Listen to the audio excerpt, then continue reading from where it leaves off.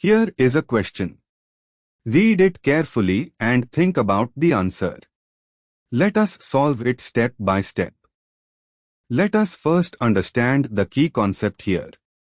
In a Fischer projection, the molecule is drawn with the carbon chain vertical.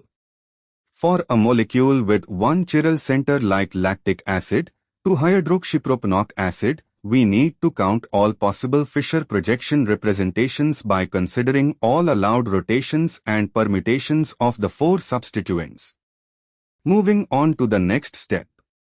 Identify the molecule.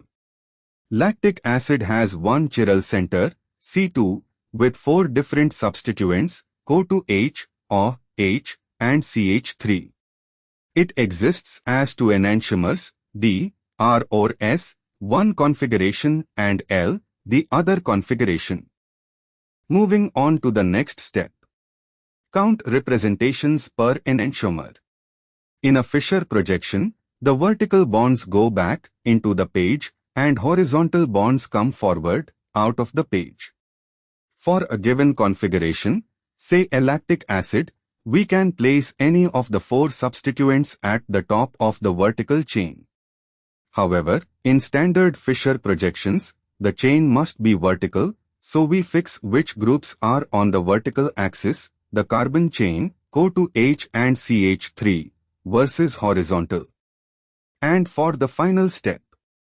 More precisely, for a tetrahedral carbon in a Fischer projection, there are 4 is equal to 24 ways to arrange 4 substituents in the 4 positions, top, bottom, left, right. However, certain rotations of the Fischer projection by 180 degrees in the plane give the same configuration, valid operations, while 90 degrees rotations or flipping give the enantiomer. For each enantiomer, the number of distinct Fischer projection representations, considering all possible assignments of groups to the 4 positions of a cross, is 4, 2 is equal to 12 per enantiomer, but we must also consider that in a Fischer projection the top and bottom are on the vertical chain and left-right are horizontal. For each enantiomer, the number of valid Fischer projections, we have 4 substituents to place in 4 positions. The total arrangements is equal to 4. Is equal to 24. Each unique 3D configuration corresponds to 4, 2 is equal to 12 Fischer projections, since half the 24 permutations give one enantiomer and half give the other.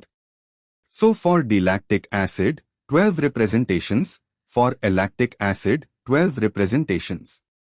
Total representations for both D and L is equal to 12 plus 12 equals 24. Why other options fail?